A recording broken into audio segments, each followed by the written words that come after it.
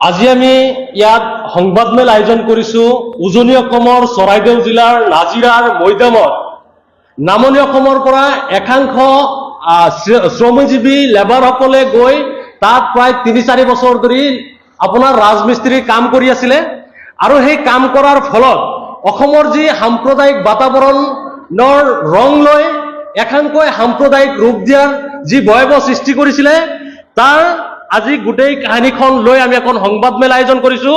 আমি পোনপ্ৰথমে আপোনালোকলৈ সেই ভিডিঅ'খন অকমান সময়ৰ কাৰণে প্লে কৰি দিব বিচাৰিছো।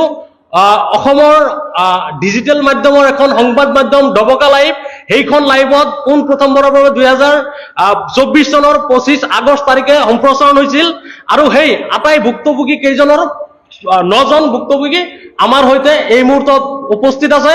বাকী 6 গৰাকী গোৱালপাৰা জিলাৰ লক্ষীপুৰ গাঁৱৰ হয়। ইতিমধ্যে আপোনালোকলৈ আমি ভিডিঅ'খন প্লে কৰিছো।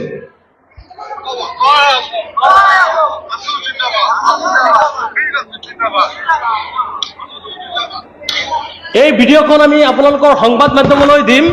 ইতিমধ্যে শিৱসাগৰ জিলাৰ আৰক্ষী অধীক্ষক গৰাকীয়ে কৈছে যে এই ভিডিঅ'খন ফেক বুলি। যদি ফেক তেখেতে ক'ৰ পৰা এইখন ভেৰিফিকেশ্যন কৰি ওলালে আৰু কোনটো ফৰেনচিক ৰিপৰ্টৰ পৰা তেখেতে ফেক বুলি ক'লে। ইতিমধ্যে নামনি অসমৰ একাংশ লোকে উজনি অসম বা ভাৰতবৰ্ষৰ যিকোনো ৰাজ্যত গৈ তেখেতসকলে ভাৰতবৰ্ষৰ যি ফাণ্ডামেণ্টেল ৰাইটছ আছে আৰু তাতে কনষ্টিটিউশ্যন অফ ইণ্ডিয়াৰ তাত আৰ্টিকল 21ত দিয়া আছে যে ৰাইট টু লিভ, জীয়াই থকাৰ যি অধিকাৰ, আৰু তাৰ কাৰণে তেখেতসকলে কৰ্মক্ষেত্ৰত অসম বা ভাৰতবৰ্ষৰ বিভিন্ন প্ৰান্তত গৈ তেখেতসকলে কৰ্ম কৰিব পাৰে।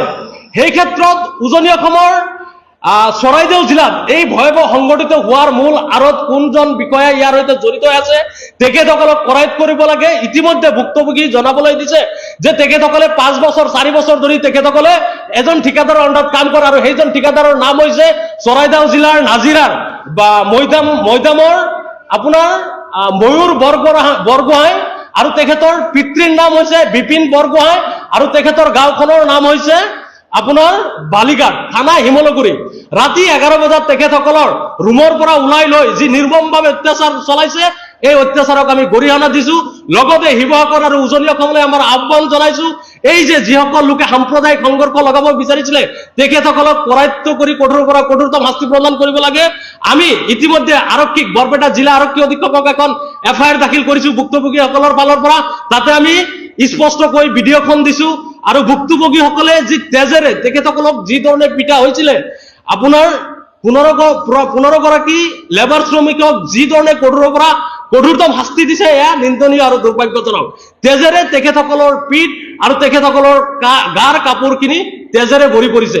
গতিকে সেই ভিডিঅ'খিনি আমি আপোনালোকলৈ আগবঢ়াম। আটাইকেইজন ভুক্তভোগী ইয়াত উপস্থিত আছে। গতিকে অসম চৰকাৰৰ মাননীয় GP সিং ডাঙৰীয়া আপোনাক অনুৰোধ জনাব বিচাৰিছো, অসমৰ যি সাম্প্ৰদায়িক পৰিস্থিতি এই পৰিস্থিতিক অতি সোনকালে আপোনালোকে সুস্থ কৰক আৰু ইয়াৰ সৈতে অসমৰ মাননীয় মুখ্যমন্ত্ৰী হিমন্ত বিশ্ব শৰ্মা প্ৰত্যেকটো দিনে যি সাম্প্ৰদায়িক মন্তব্য আগবঢ়ায় ইয়াৰ বিৰুদ্ধে আপোনালোকে ব্যৱস্থা গ্ৰহণ কৰক। কাৰণ ভাৰতবৰ্ষৰ সংবিধানে দিছে যে কনষ্টিটিউশ্যন সেকশন 298 ভাৰতীয় ন্যায় সংহিতাৰ ভিতৰত 196 under 1 and 197 under 1 sub section head speech দিয়াৰ ক্ষেত্ৰত যদি কোনোবা ব্যক্তিয়ে যে ৰিলিজিয়াছ কোনো ধৰণৰ অপ্ৰীতিকৰ বক্তব্য দিয়ে তেতিয়াহ'লে ভাৰতীয় সংবিধান অনুযায়ী সেইজন ব্যক্তিক কৰায়ত্ব কৰি কঠোৰতম শাস্তি দিব পাৰে। সেই ক্ষেত্ৰত দেখিছো অসমৰ মুখ্যমন্ত্ৰী প্ৰত্যেকটো দিনে সাম্প্ৰদায়িক মিয়া মুছলমানসকলৰ বিৰুদ্ধে, সংখ্যালঘু লোকসকলৰ বিৰুদ্ধে অনাবৰতে তেখেতসকলে মন্তব্য আগবঢ়াইছে। এই ক্ষেত্ৰত অসমৰ মাননীয় মুখ্যমন্ত্ৰী হিমন্ত বিশ্ব শৰ্মা ডাঙৰীয়াক, মাননীয় GP সিং ডাঙৰীয়াক আমি দাবী জনাইছো তেখেতসকলক উজনি অসমৰ যি একাংশ বিষয়ববীসকলে সাম্প্ৰদায়িক সংঘৰ্ষ লগাবলৈ চেষ্টা কৰিছে অতি সোনকালে আইনৰ আওতাত আনি তেখেতসকলক এই পৰিস্থিতি কণ্ট্ৰল কৰিবলৈ চেষ্টা কৰক। লগতে আজি আমি আপোনালোকৰ এই সংবাদ মাধ্যমলৈ জনাব বিচাৰিছো, আমি ইতিমধ্যে বৰপেটা সদৰ থানাত এখন এজাহাৰ দাখিল কৰিছো, লগতে বৰপেটা জিলা আৰক্ষী অধীক্ষক লৈ এখন এজাহাৰ প্ৰদান কৰিছো। যদি এই এজাহাৰখনত কোনো ধৰণৰ যদি তদন্ত নাপাওঁ তেতিয়াহ'লে আমি